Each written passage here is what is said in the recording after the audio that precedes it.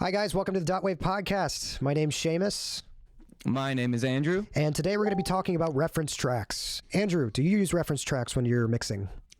Of course. Yes, reference tracks are a great way to develop a goal for your project. Absolutely.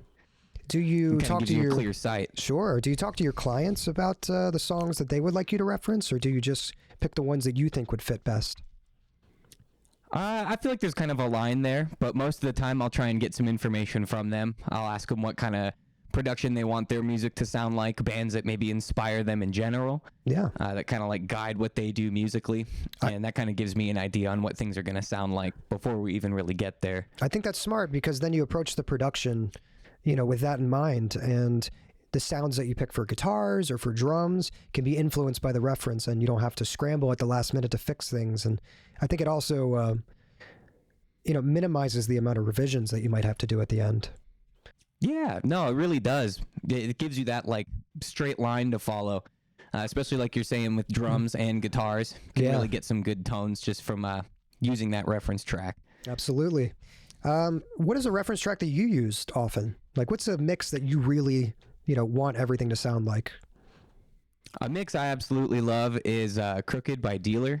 I love the aggressivity of it. The guitar tones, the bass tones are just ripping the whole time. Yeah, absolutely. Just super intense, really like dynamic and fun sounding, polished. Yeah, I just listened to that. How about yourself? I listened to that whole EP yesterday because you were mentioning it. It's really good. Really, man, yeah, it's killer. I'd recommend that to anybody into heavy music, definitely. To me, it sounds like, Jesus, my voice is so froggy. There we go. Wow. You got to lodge it all out. Get it all out. Springtime. Yeah, kidding. We're almost there. Not quite. Still cold. But, yeah, to me, the Dealer album almost sounded like If Sworn In kind of went more in the direction I would have liked them to go rather than the direction they ended up going in. That's a good observation. I thought it was pretty cool. That's very accurate. I wouldn't have put that together. One mix that I use because that's a great thing about reference tracks is they don't only have to be for mixes. Like, they can get you familiar with whatever system you're sat in front of at the time, right? So if I go to a new studio or if I go over to a friend's house and I want to kind of get an idea of what the room sounds like, the song that I'll put on right away is Diary of Jane by Breaking Benjamin. I have no idea why, but that mix, even as a kid, before I knew what mixing was, I was like, that song sounds good. Like, those drums are fucking crisp. Just great. And yeah, I mean, great mix. Chris Lord-Alge mixed it. He's an absolute master when it comes to this stuff. To me, that's just the one that I use to get an idea of where everything's sitting, Totally. Something that you're comfortable with. You know how it sounds. You kind of know what to expect there. Yeah, when it comes to metal, maybe I'll go with like a Will Putney mix, like Wormwood by the Acacia Strain, or maybe Laugh Tracks by Noctiluce. Oh, wow. Both of those I was mixes, just listening to that earlier today, Laugh Tracks. That's a very well done album. Both of those mixes, killer, and also just very familiar with them. I can tell exactly what's going on with the room as soon as I pull them up because I've listened to them so many times. Why do you think using reference tracks is important?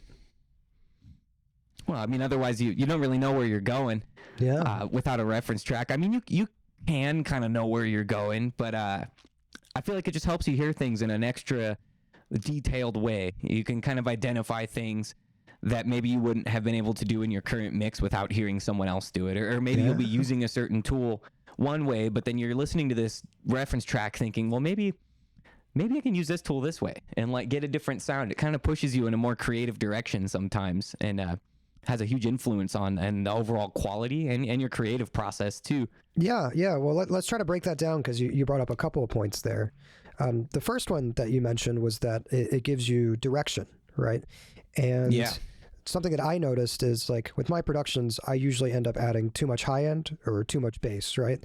Two problems that I always have. But when I have a reference track, it kind of keeps me in check, right? Just go back to it every once in a while. I'll be like, ooh, I really overdid that. Let's pull that back a little bit. Let's dial it back.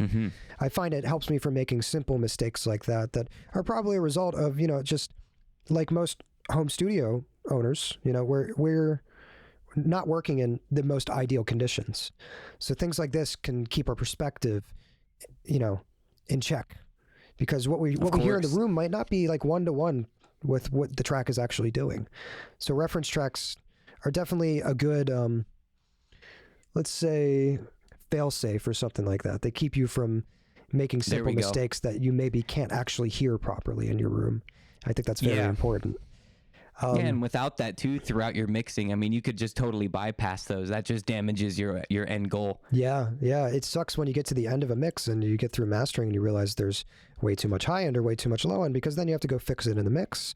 And then when you fix it in the mix, it messes with the master chain. So you have to end up doing stuff. Like it's a rabbit hole. It's a ripple effect. It can fuck up your entire process. So really, really, really smart to use a reference from the beginning, just to just keep everything in check, like what we've been saying.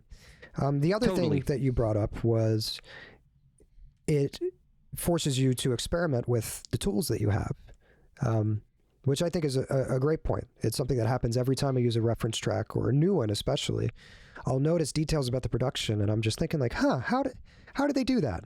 You know, that's amazing. Yeah. And I'll end up just using the tools that I know, be like, well, I think this tool can do that. Why don't I throw that on there?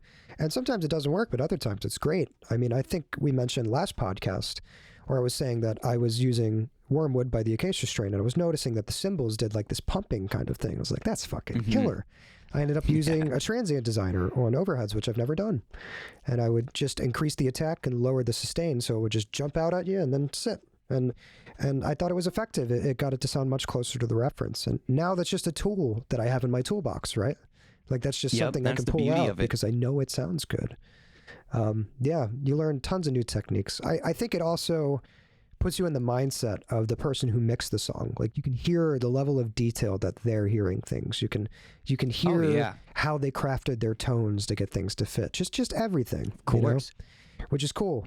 In my mind, it's maybe second to just being like in the room with them. Like that's the only possible way that you could get an even better result. You know what I mean? It's just knowing exactly their process. But I do think there's some validity in using the tools that you have access to, because these pros have access to analog gear and just tons of things that we don't have, right? Because it costs tons of money. But I think there's a lot of validity in just mimicking stuff and figuring it out on your own with the limited tool set that you have, because you'll really maximize the potential that you have with your tool set that way. Yep. With every plugin, man. I don't find myself only referencing when I'm in the studio too. If I'm going on a walk around the lake or if I'm driving, I like to analytically listen anyways. And maybe because I'm in a certain environment, I'll hear something that it might just strike my ear a little differently. I'll listen to the same album 4 or 5 different times in different environments, and I'll hear something that kind of pushes me to think like, well, why don't I use that as something on my parallel bus? Or why don't I just, it might feel crazy. And this is also something we said before, is like, if there's rules, you should kind of try and break them, because they might do something cool. And that's what it kind of does. Because you might think like, why would maybe he's doing this, but why would he do that? Like, well, I don't know. Let's go try it. And I swear 50% of the time, I mean, it comes out great. And if it doesn't, then, oh, well, you live and learn, and you get the bad ideas out as quick as you can. You get them out first. Well, I think piggybacking off what you just said, going back to my previous point, like, that might not even be exactly what that producer's doing, right? Because you don't know what kind of gear they're using. But if you can get a sound to sound pretty much exactly the same, it doesn't matter how you got there. You got to the end result. Totally. It sounds good, right? Yep. Yeah. Utilizing familiar tools in creative ways. It's just fun. Yeah. And being familiar with them too. So that way, over time, I feel like that kind of comes with mixing. You mix for X amount of years, you kind of know what this tool is going to do. So putting that tool in a creative scenario maybe kind of helps you get to know it a little better. What are some... see it in a different light. What are some techniques that you've learned by trying to mimic reference tracks? Like, what's one that you can think of right now? Probably a lot of parallel drum bussing, parallel drum buses, parallel compression, extreme distortion. Yeah.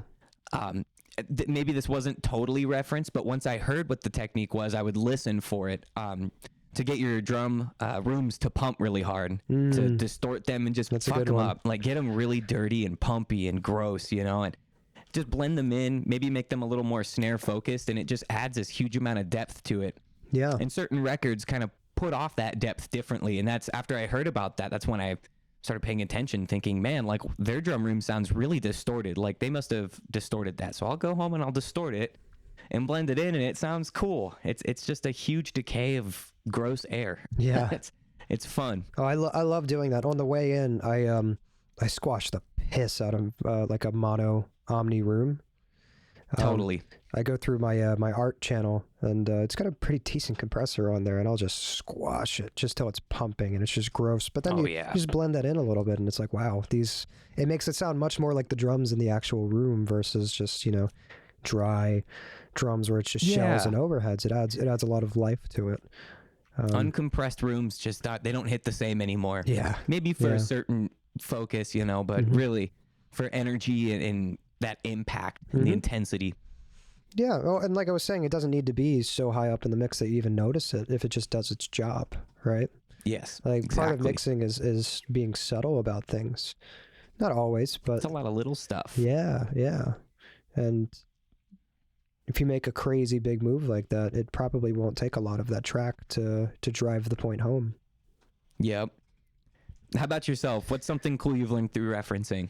Something I learned on... Maybe your favorite. Yeah, something I learned on my last mix was, in addition to that overheads trick, was trying to get...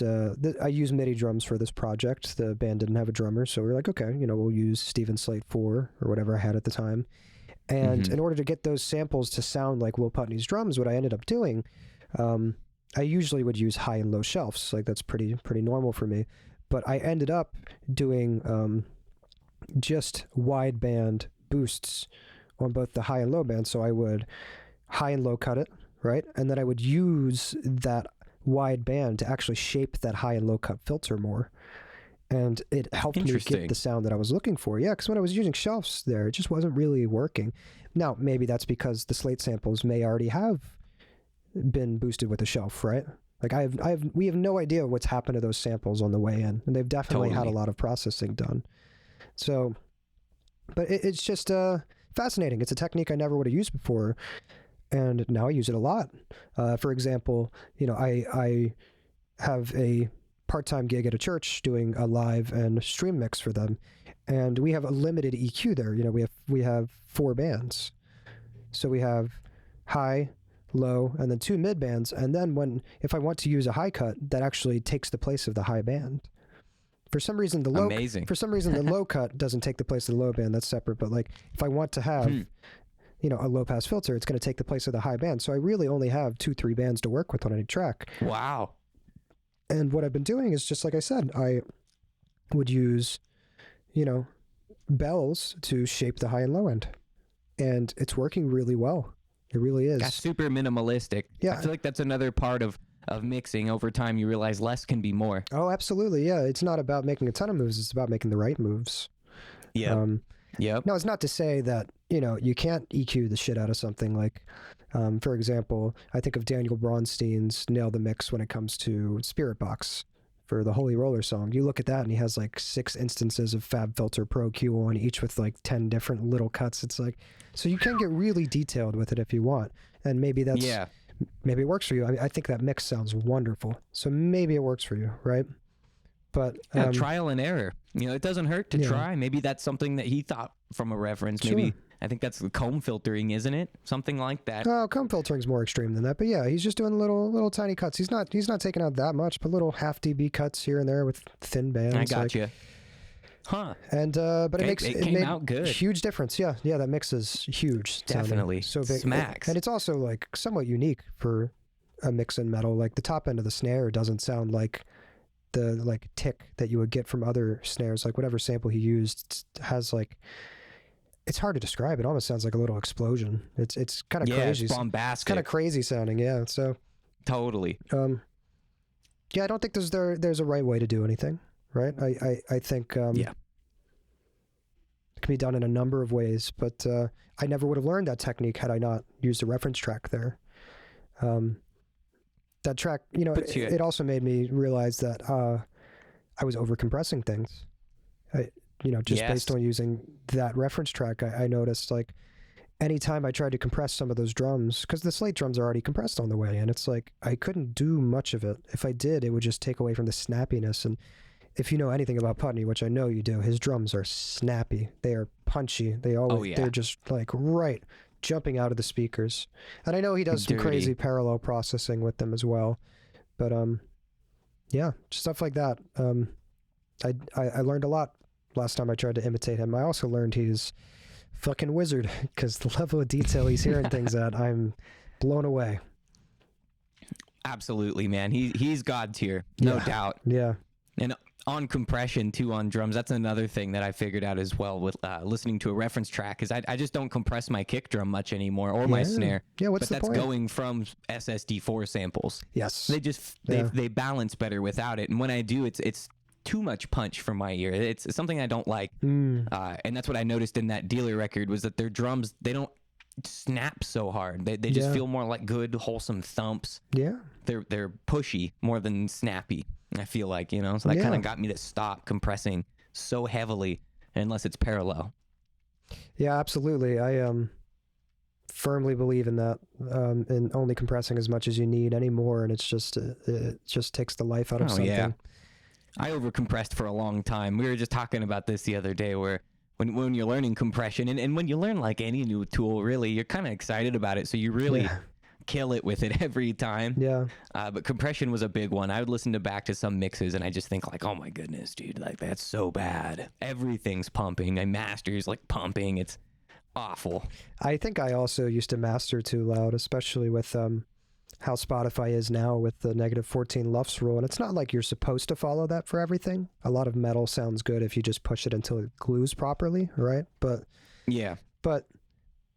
I think gone are the days of we have to push everything to like remember when we were younger, and speaking of Daniel Bronstein, because he's from Volumes, remember their second album and how everybody was complaining that it reached like -4 or -3 RMS. It was like ridiculously compressed. Oh yeah. It sounded good, but like, that was a really tiring record to listen to. I could only listen to it for like 1 or 2 songs, and I'd be like, I got to take a break. It's too much. Fatigue. Yeah, ear fatigue is very, very real with that stuff. And but by all means, if you're going for that sound and that's what your reference is, then fuck it, try it, you know? Yeah, no harm, no foul. You know, there's always Control Z. You can try a different tool. You can bring something else until you get what fits. Yeah, absolutely. There are songs where I compress way heavier, or if I do feel like maybe it needs more of like a perceived loudness, I'll push it past that -14 to like -12 or 10 even. Sometimes less. I feel like metal I like to have pretty heavy, but then I run into the problem of brick walling it. So it's bittersweet, but sometimes I feel like it makes everything a little more in your face. Oh, it can. There's nothing wrong with compressing the shit out of a master as long as it sounds good, right? And it fits the genre. But if you're doing like, I don't know, if you're doing post-punk, then maybe you don't have to squash the piss out of it. Totally. You know? I mean, I think those dynamics in there. I think back to, Joy Division's, what was it, first album? Second album? Whatever it was, the one with Love Will Tear Us Apart. Like, that's really not compressed very much at all. And granted, it was from the late 70s, but it's like shocking how little compression there is on there. That snare, and because of that, the snare actually hits a little harder, you know? The transient of the snare is allowed to breathe and allowed to poke you, while the rest of it kind of sits. For its time, that was a good sounding record, at least in the genre. But totally, and that's still recognizable too. And on the topic of compression, I feel like that might have been just knowing when and when not to. Yeah. If the source comes through sounding good and you try it and it doesn't work, just leave it alone sometimes. Yeah. Go about your mix and then think about it as you go. Think about it later. Maybe when you have other elements put together, so to speak. Do you EQ first or do you compress first? I go both ways, but if I compress first, I see it as a way to kind of like help me maybe find frequencies in like a drum room, for example, a little easier. And then I'll put that EQ behind the compressor again. But most of the time I EQ first. Same. I tend to EQ first just because if you compress first and then you EQ into it and you do too drastic of a move, which you're probably going to have to, right? Especially with like top end boosting, then it'll just squash the piss out of it. So then you'll have to back off the compression. Yeah. I think it's better to EQ first, get it in the ballpark, and then when you compress, you're going to have to adjust things a little bit. But it's still less, going back and fiddling with things.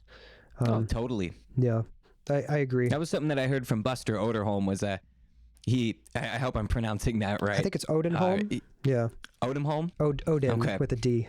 With an N, I mean, Odenholm. Odenholm. Yeah, cool. yeah, I've yeah. always thought it was an R for some reason. Odenholm.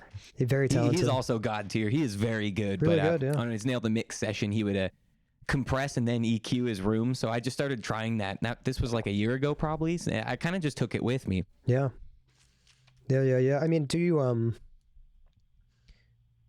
little bit of story time. When I was a little younger at Apollo, when I worked there a couple years ago, CLA did like some Slate masterclass where he used the Slate plugins to mix a song. So we got to go into the session and see what he did. That's fun. Amazing sounding. I mean, it helped that the recordings were great on the way in, right? Oh, yeah. Like, What was the song? I forget what it was. It was some band that sounded like Breaking Benjamin, but they weren't Breaking Benjamin. But you could tell that it's like, that's the thing they were going for, and just totally excellent. In lieu of. Yeah, I mean, that really opened my eyes to like how to use SSL channel strips, right? Like the way he did it, he would just crank, high shelf and a low shelf, or sometimes he would make it a bell on the low end, and it's like, oh shit, like that's how you use that. That's incredible. That's amazing. Yeah. And it's so simple, he didn't have a lot of processing going on each channel, and his mix was gigantic. It was absolutely massive.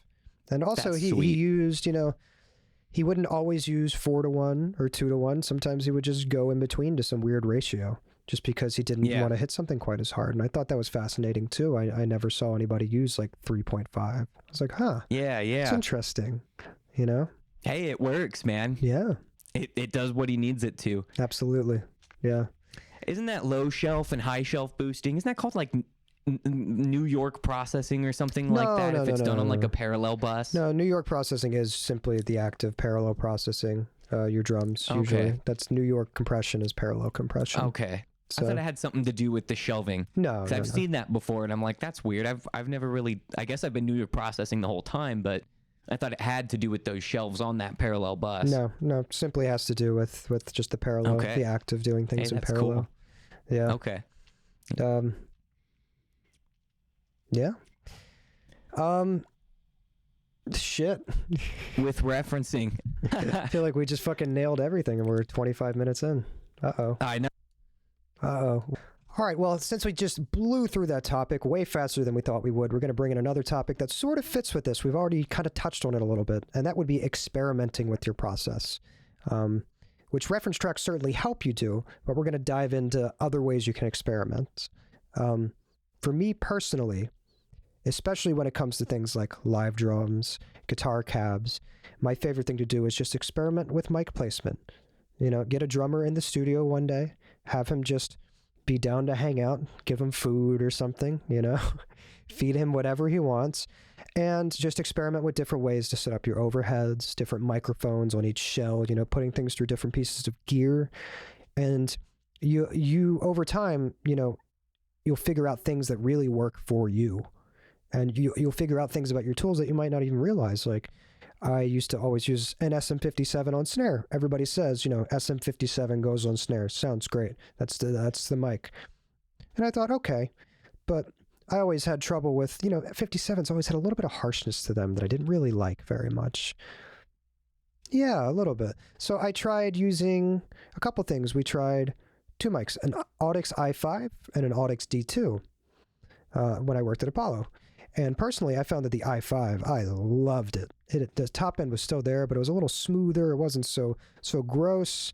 But we also tried the D2, which Adam, my mentor at the time, loved. He was like, it just adds so much low end to the snare. I love it. I'm in love with it. So I think, we never would have figured that out had we not done that. We tried out different hi-hat mics. We used the SM81. We used the Audix pencil condenser that we had. Now I have an SM7B, right? And that's a lot of people use that for hi-hats and for rides. Yeah, people really like it on a hi-hat. And yeah, usually you just take the grill off or the foam off and you put it on there. Some people love it on ride cymbals. So that's something that I'm looking forward to experimenting with. What are some things that you've experimented with in the last 6 months that have really elevated your productions? I feel like having good guitar tones, good guitar plugins. Not only as a guitarist do I find it fun to experiment with tones, I feel like having higher quality overall tools helps, and it makes it a lot more enjoyable to mess with rather than having, say, the Line 6 UX1. That wasn't a very exciting amp sim to work with. I didn't find myself very intrigued with the sounds that I had ever gotten from that. And while I still do use that from time to time, say on bass, I like it for its bass simulation. The UX1 is the like interface. The UX1 is the interface. Do you mean Pod Farm? Yeah, the Pod Farm, the UX1, the Line 6 UX1. Yes. It still has its place in my mixing, that's for sure. I like the reverbs and sometimes the bass tones on it if I'm doing something outside of the metal realm. Yeah, you can get some nifty little tones out of it. Experimenting, guitar tones with something like Gojira is a lot of fun. It keeps me busy. Gojira by Neural DSP, right? Yep. Yeah, make sure to... They're incredible, dude. Yeah, the Neural DSP Same with plugins. Parallax. Great, yeah. Excellent plugins. Parallax seems pretty cool. I mean, I'm lucky enough to have a good bass pedal. I have a really good Sounds amp. The VT bass, which has a character knob, which is like you crank that up. It's like, oh, it's metalcore bass. This is the clanky. Put a jazz bass through it. This is the sound that everybody used. Totally. So I tend to just use that for bass. But another part of it, like you were saying, plugins, hardware, experimenting with different things. I felt like my bass tones were always lacking, prior to last year when I did buy this pedal. And all of a sudden, and I bought a bass, right? And all of a sudden, my bass tones, I feel like, are always solid. I can rely on them always sounding one particular way. Absolutely. Granted, depends on the player a little bit, whether or not the dynamics are all there. But still, I've taken the actual bass and the pedal out of the equation. I know they're going to sound good. Less variables, right? Through that experimentation, you do find things that work over time. And those are the things that I tend to use on client projects. Yeah. If I'm trying to get things done and keep things moving, I'll use these things that are like tried and true in my little toolbox. Yeah. Well, I think you should, with client projects, you should have a healthy balance of experimenting with also, doing your tried and true, because you don't want to waste too much time with clients, even if you're not by the hour. I mean, really, if you're getting paid flat rate, you are still by the hour when you're there, right? You can still break it down. How long did this take me? Here's how much I actually made. So in the interest of keeping things moving so they don't get bored, and also so you're getting paid a decent amount for your time, I think it's smart to go with your tried and true in a lot of situations. Yes. But occasionally, experiment on little things here and there, especially during the mix process. That's a great time for experimentation. Oh, totally. But even little things like if you have a couple of different picks, and I believe we talked about this, I have 4 different types of picks. And whenever somebody plays guitar, different pickups react differently. I have them try out different kinds of picks. And then for my bass, I know that this pick is amazing. I don't know why. I think it's called a little stubby. I think that's actually what they call it. How fun. Or maybe it's a big stubby, whatever it is. But it does the trick, whatever it is. It does. I don't know what it is about it when I use just a regular nylon pick on it, a jazz pick. It is just really gross and kind of like brittle at the top end, and then that just smooths that off, but there's still clank there, which I like very much for metal and for rock. Yes, it is very desired. Yeah, so experimenting with every little thing in the process. I mean, I know some people who are crazy enough where they experiment with cables. I'm not all the way there. I don't even know if that makes much of a difference, if it makes any difference to have like Mogami cables or something like that. I think it's gold tip or silver tip. I think it might be a scam, frankly. And I think I've listened to ADs where you can't tell the difference either, but some people swear by it. Some people fucking swear by it. So whatever, if you're that into I've never dug that deep. I'll see some of these cables, and the reason I never try them is because some of them are extremely expensive, way like $150 for a 20-foot cable. Stupid, honestly. Insane. Yeah. And I have something that works. I feel like most of my tonal qualities, and I'm sure it does make a difference in recording in some way, shape, or form. If they notice it, they notice something is happening. I certainly couldn't hear it. It's hitting their ears, but I think I have pretty good. I think I have pretty good hearing, and I couldn't hear a difference, so I'm not sure. Same. They trust it for a reason, but that's just the same reason I trust my amp sims at this point. Like, I know that this plugin is going to give me something good, and I get to tinker around with something that has a cool interface, and just kind of helps me find those good breaking points. I mean, even back when I had access to a lot of nice heads and nicer mics, right, I would still end up using the same 2 or 3 guitar heads on pretty much every recording because they just worked. 5150, cool. That shit works for metal and rock. Or, we're in. We had a Hughes and Kettner as well. I would use that all the time. Like, why not? I've heard those are pretty dope. Yeah. Well, the funny thing is we also had a Black Star, which was a cheaper amp. It was like a $400, $500 head. And I think I might have used that the most. It was actually really good sounding. Really? Yeah. That's kind of surprising. Yeah, fuck it. I believe Black Stars come built with like a boost built into them. So you don't really have to use many pedals with them to get a good, like, solid metal or rock tone.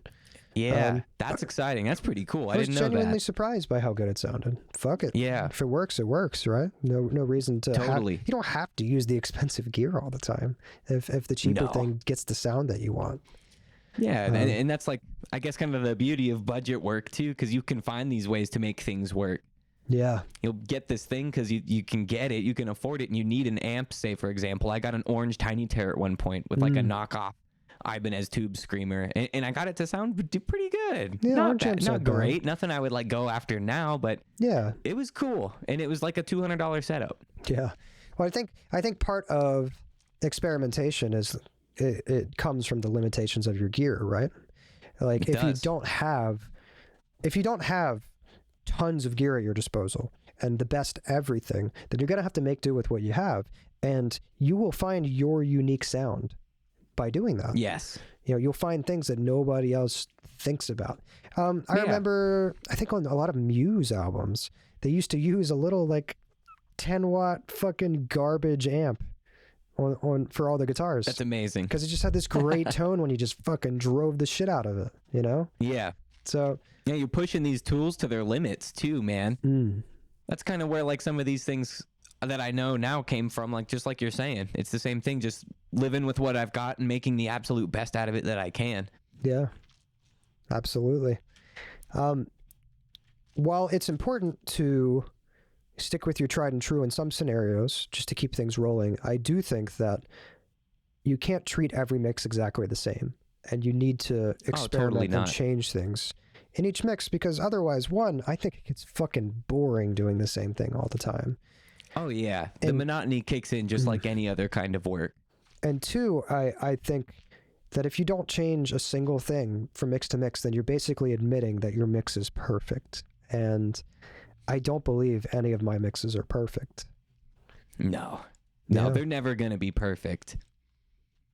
I might have ones that I'm quite excited about, but I still don't really consider them perfect. There are things that I wish I could do better. Yeah, and I feel like that's going to be an ongoing battle. That's like the beauty of it. That's the fun. That's like the thing that keeps you going, wanting to get better, because you can get better. Yeah. There's this guy over here, say Will Putney. Like, wouldn't it be a dream to mix like him? But I'm sure in his shoes, because he's the industry leader, he's finding these things to get better with. So he feels the same way. Yeah, I know he changes things up quite a bit. That's something I respect about him a lot, is he does radically different things from mix to mix. Some of his productions, his mixes have a lot of variety. Yeah, I love that. I mean, and he recently did a mix for the band Nothing, which is a shoegaze band. They're like a heavier shoegaze band where really distorted guitars, but it's still shoegaze music. And to me, it's fascinating that he's starting to work with bands outside of metal, because it's like, oh shit, like now we're really seeing him flex his muscles, and you know, very cool to me. And he nailed it. His drums, it sounds like Putney drums, but they're not overdone. It sounds great. They sit in the mix. The guitar tones are huge, but they're more fuzzy and like, all encompassing rather than the tight metal tones you expect from modern metal. Yeah. Yeah. I mean, I don't think that's amazing. And part of experimenting is sometimes you fail, right? I don't think it always works, but I think it's important to try. Like, let's keep talking about Putney, right? He did that Structures EP a long time ago. It was a really good EP. Really good EP, where he experimented with intentional digital clipping, where if you look at that master, it's clipping by like 0.2, 0.3, right? Like it is actually clipping the master. And he's even said in interviews that the experiment didn't work. He wouldn't do it again. But that was just the vibe of the record. They wanted to try it. And I respect the fuck out of that. That's so cool to me, that he would even try something so bold and so daring. Yeah, it really is. I literally clipping the master like that. Yeah. That's usually a big no-no. Yeah, or take what's the what's the Acacia Strain album, the Green album, where it's like After Death is the Only Mortal, whatever that album is. It has the song Cauterizer on it. That album, you could tell that he experimented with darker guitar tones. I don't think it works all that well, but the mix is still good. It's still Will Putney, but like, yes, I don't think it really worked out, but like, hey, he fucking tried it, and he's definitely perfected that in later releases that he did with other bands, right? So it's just cool to me that he's so ballsy and so daring, You know, he doesn't just want to give you cookie cutter, you know, the same thing every single time. And I how boring. Truly respect that. And not every 100%. band calls for the same stuff too. Yeah. Kind of thinking back to references, if they say they want to sound like Exodus or Death, you know, that's a totally different sound. You shouldn't just go, okay, and then do your flip-flop mix on it. Mm-hmm. You know, that should be kind of like a goal. Like, even if it does kind of intimidate you, maybe it could be kind of daunting. But, like, try it. Try and get, like, some drums that feel like that, or try and push a different amp sim, or, like, really give the band, one, what they want, because it's their creative vision that they're coming to you with.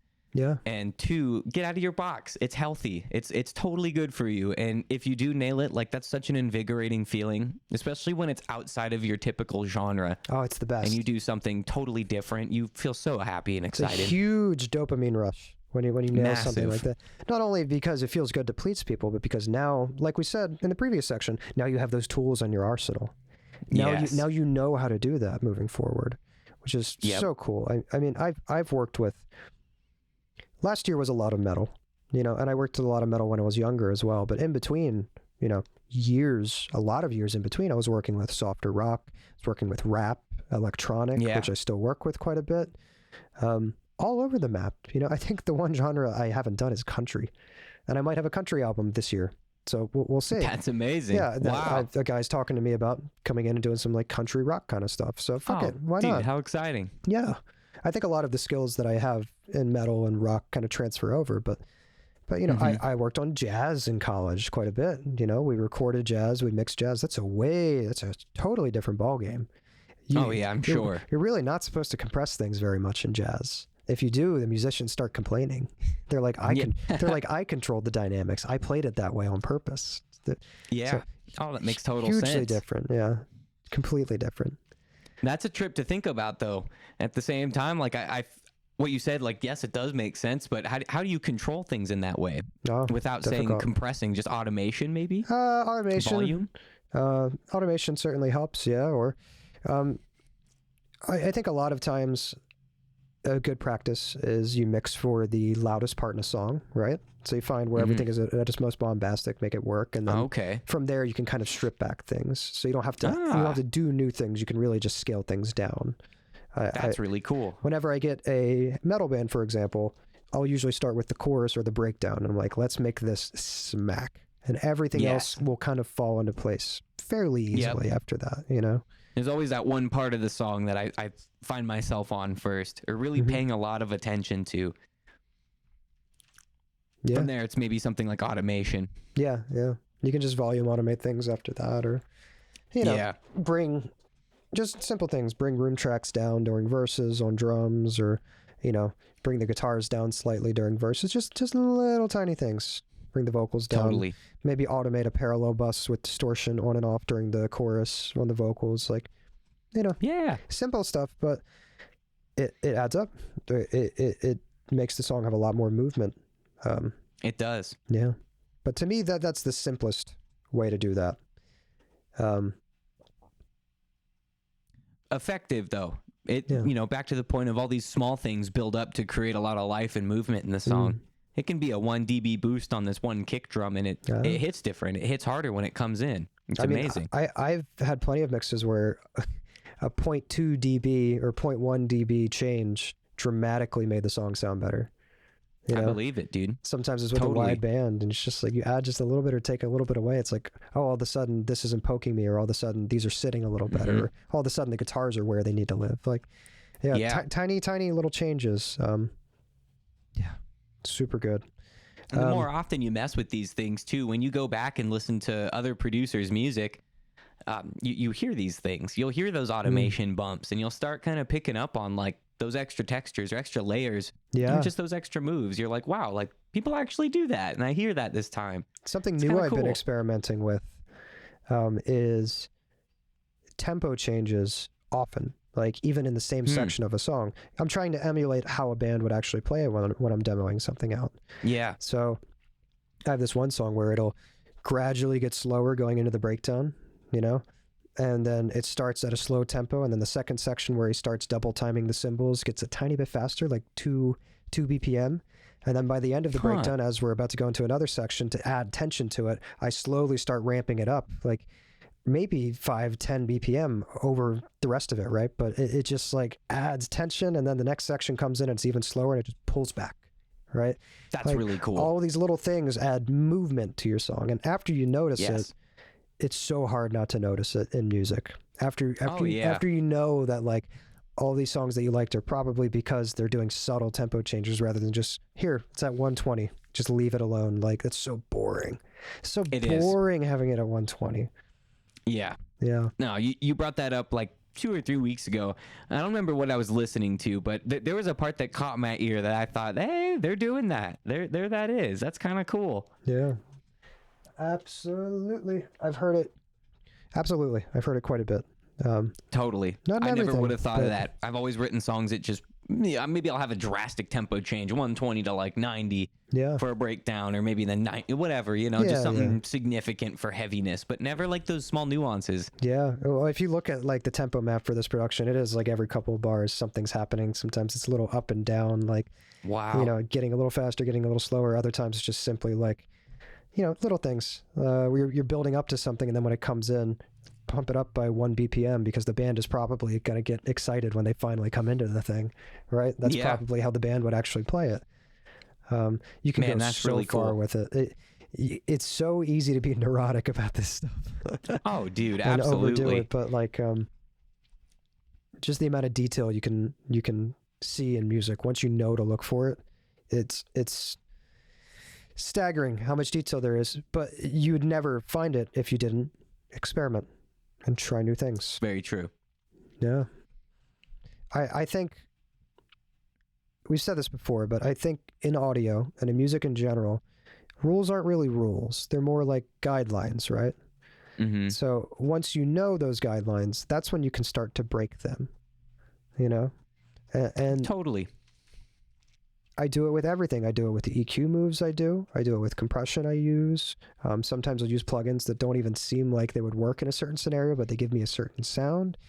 Mm-hmm. Why not?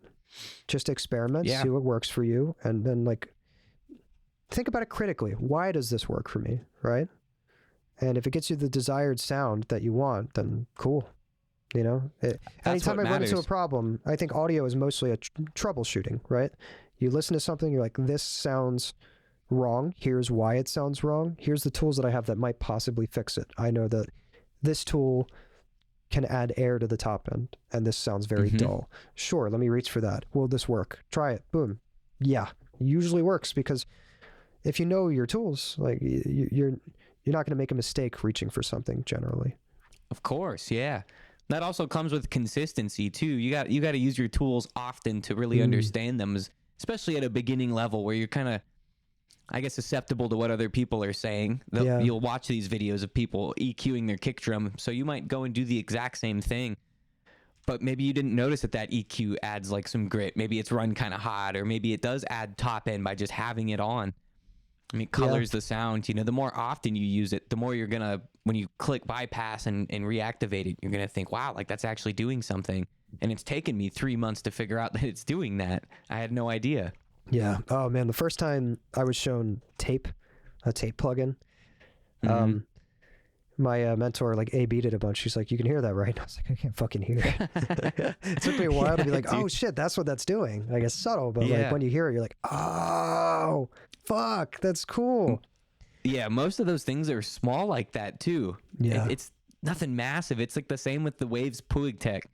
I had no idea until one day I bypassed it from my master, and I thought, wait a minute, like the low end hit's different now. That's weird. Yeah. The bands on that are shaped really interestingly, and it's awesome, man. Yeah, I love Pultecs are cool. Part of experimentation is like we said, is you figure out you like something and then you use it on everything. You overuse it the next mix or two, and then eventually you're like, okay, it works in this instance. It doesn't work quite as well for this. And you kind of scale it back. But like Pultecs, for instance, when I started using them, I would use them on fucking everything. I had them on my master. I had it on all of my buses. I mean, they're sexy sounding. They're great. And when you overuse them, they're not sexy sounding. But that is, a lot of mixing is just knowing the color that a certain piece of gear will add and knowing how that stacks with, everything else. And if you overuse something, it's too much of that one color. It might be good individually, but when you stack them all together, like it's just whatever that does to the audio is a little overbearing.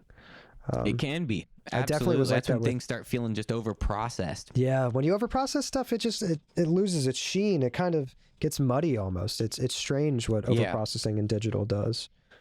Yeah, it's weird. It loses a lot of life. I feel like my signal chains used to be massive, and looking back on those mixes, granted I wasn't as proficient, but the mixes are just dead. Like the tone and the performance that I got is just lifeless. Everything's just sitting too much. That's the biggest thing with compression is once you learn what compression is, and you get better at it, you realize that you've just been overdoing it. Yeah. You realize that things don't need to always sit in one space. It's like, it's cool when they have some life. They need to have some of it, or else it's just flat and boring. A good word is, control, man. I feel like compression shouldn't be used. I feel like the word control should be used, because for me, that was kind of a perspective changer. Yeah. It's like, okay, control, like, you let it do its thing, but control the peaks. Yeah. Don't let it get too crazy. Maybe automate it. I don't know. With compressors especially, I find that a lot of times I can get the desired effect I need and I won't even see visible gain reduction. You know, it's doing something. I can hear it shaping the sound, but I might not even see the needle dancing. So subtle. That's awesome. Subtlety. I know that's another good lesson there, right? Don't mix with your eyes. You fucking idiot. Don't mix with your eyes, Seamus. Yeah, that's you not going to dumbass. do anything. Mix with your ears. I mean, there's some instances where using your eyes can help you, right? Like take EQ plugins. If you're trying to find resonances, you can look at the waveform and be like, it's probably right about there. I see that peak. Yeah. Like, it can help you there, right? But with things like compression, like, it truly is like, just use your ears. Absolutely. Even with some EQ, if you're boosting guitars or you're boosting a kick drum's click, the attack on the top, sometimes I close my eyes and I'll boost it up till it sits right, because sometimes the number kind of scares me. Yeah, it tricks you. I'm pushing like 8-10 dBs, so I'll close my eyes and start over, and maybe it ends up above that, but I'm there. It sounds good. It does what it needs to. You'll trick yourself with your eyes. You'll always trick yourself thinking that can't be right.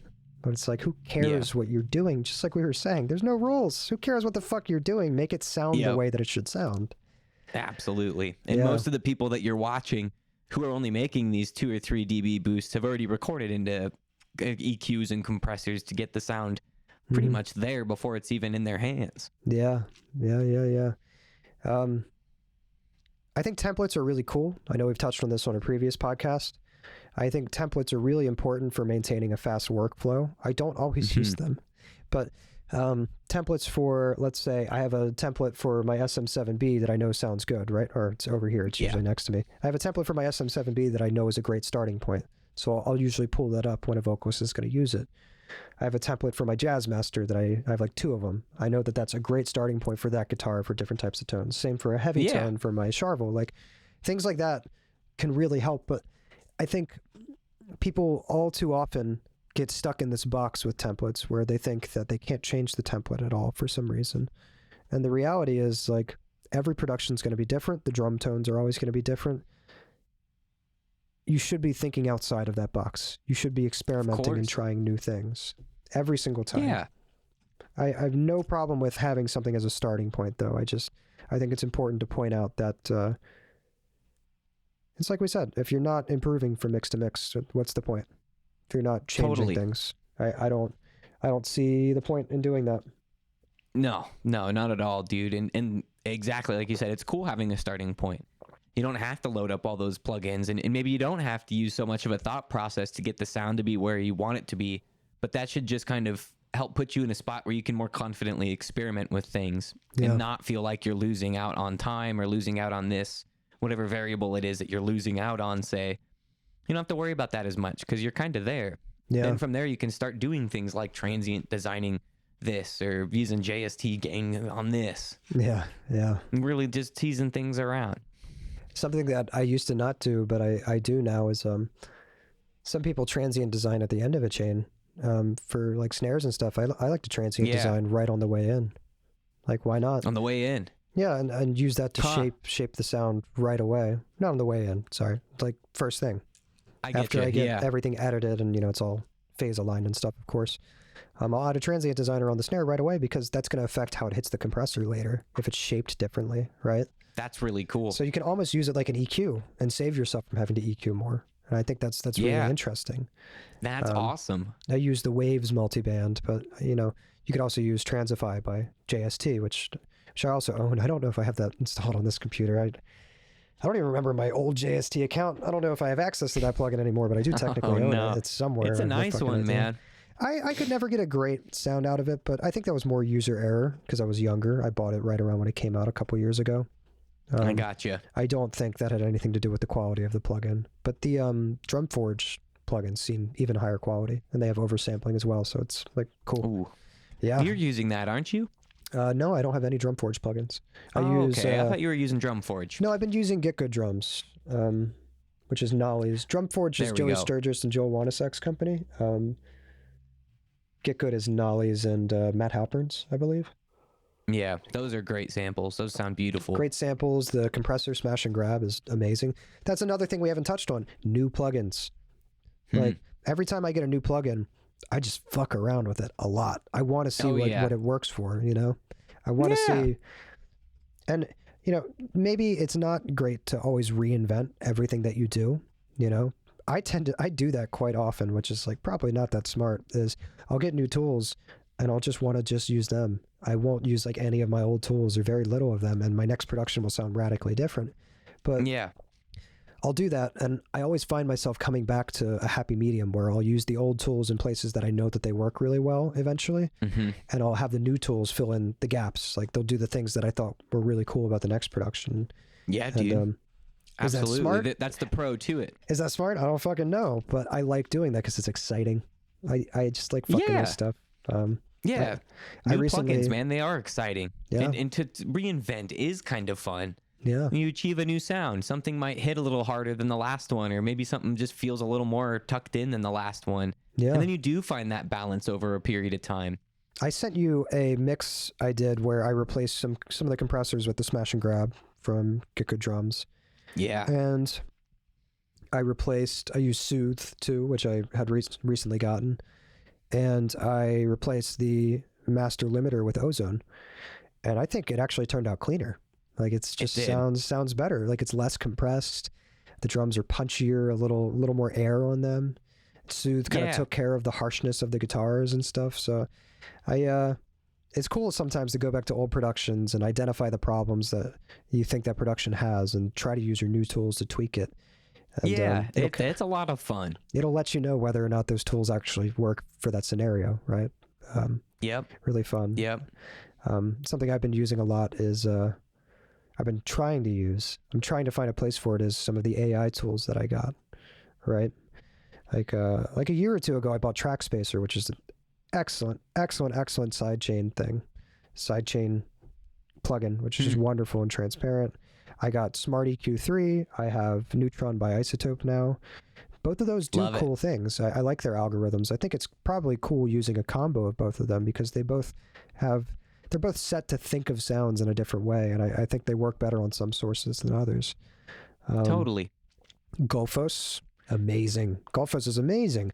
I put it on my master. I tweak 4 settings or whatever, and it just has this amazing dynamic huge thing that goes across where it has I don't even know how many dynamic bands, like unlimited. I have no fucking idea. Wow. And it just shapes my master a little bit more and fixes the little problems that I have. And it's so sick. It's like this would have taken me, I'd either have to fix this in the mix before, or I would have had to just do a lot more processing. But Golfos is wonderful. It is a time saver for sure. That's amazing, dude. The direction some of these tools are going saves so much time. Yeah. And really, like, that's kind of a big goal. That's a big deal, is making sure you're working efficiently. Yeah. I know people give AI tools shit, but the fact of the matter is, like, they're here to stay, and they're only going to get better. I think it's smart to start learning how to adopt them into your workflow because they take away the tedium, and they make it so you can make more creative decisions rather than having to fix stuff all the time. Because fixing stuff is fucking boring. It's a workflow killer. So it is. I would rather have to make big high-end boosts on a snare to make it slap rather than go like, what's this annoying hi-hat frequency in the snare? Let me find this manually. Like, totally. No. Put on a plugin, have it scoop that shit out, and then fucking do the fun thing of cranking the snare because that's fun. It's exciting. Yeah. I don't think AI is there yet in the terms of making things sound exciting, but it is really good at balancing things. And I think just by letting the AI plugins balance something, it gets you in a better starting point than you would have started at before. Sure. Yeah. I feel like if it were at a point of being exciting already, I don't know. It'd probably be bittersweet. I'm sure it would be nice because it would get you the progress. Yeah. But the human touch and making that excitement happen, that's like one of the reasons I like doing this, is because I'm making this thing snap or this thing smash or have a huge decay. I don't think we're quite there. I'm doing that creative move, and that's kind of exciting. I don't think the we're limits. quite there to where that will ever go away, though, because if you think about music, the things that are exciting in music are things that are new. And AI is really good at recognizing patterns. It's not so good at coming up with new creative directions, right? Totally. Maybe it will be in the future. Probably. Who the fuck knows, right? But take, for example, this new trend of, or it's been around for a couple years, of like trap songs with just absolutely fucking crazy distorted loud 808s where it's just breaking up the whole amazing song. I love it. I love it. It really is so the rap. Cool sounding. It really is the rap equivalent to like noise rock or shoegaze. Like it's definitely an aesthetic choice. Yeah. AI would not fucking do that. AI would balance it and make it sound like real mellow. But the human in us wants it to be cool and aesthetically pleasing and pushing the boundaries of what's acceptable. And I don't think AI is going to really get there. I think the tools that we have will help us, like I said, get to a balanced state to where our tracks are sounding good as is, good and neutral, and then we can make the fun decisions. I think that's AI's role in music. Yeah. And it'll get better at balancing it. I'm sure eventually in the future you can put on metal snare, you know, and you put it on a snare sample and it analyzes stuff and it cranks the high end and does cool shit. Like I'm sure it's going to get there at some point.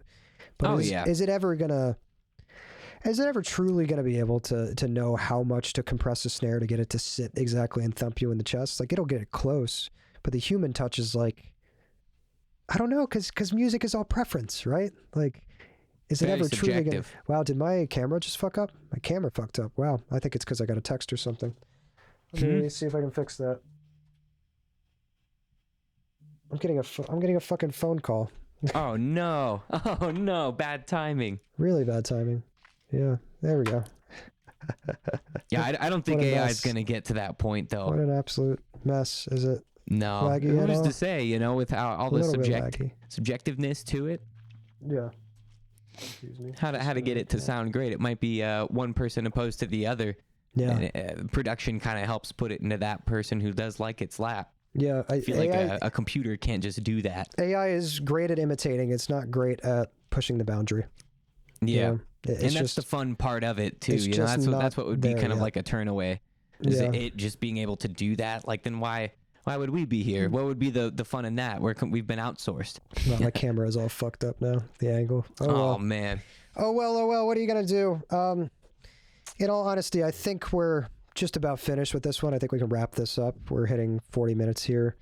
In addition to the other section we did earlier. Andrew, do you have anything you want to plug for today? Is there anything you're working on that you want to put a link to? Yes, there is a band called Hella Metal. I'm doing a 6-song record with them and my good friend Nicholas Lawler. I'll have those links below. Cool. Yeah, make sure to send them to me. For me, I just made a website for myself, so I will be linking that. It has a portfolio, it has an about section, and also the services that I offer. If anybody would like to check that out, feel free. You can always reach out to me through there if you'd like to work with me. Well, thanks for listening, guys. I know this one was thank you. broken up a little bit because we completely ran out of material with that first topic, but I'm sure that'll happen again in the future. This won't be the first time. Make sure to subscribe if you like this content. That really helps us. And it does. Thanks for coming, guys. We have some short form content that'll be starting to come out soon. I think it might come out before this video as a plugin review, but in the future, we're planning on having shorter, more normal YouTube videos and not just the podcast, 10 minutes-ish. So anyway, guys, thanks so much. We'll see you next time. Adios.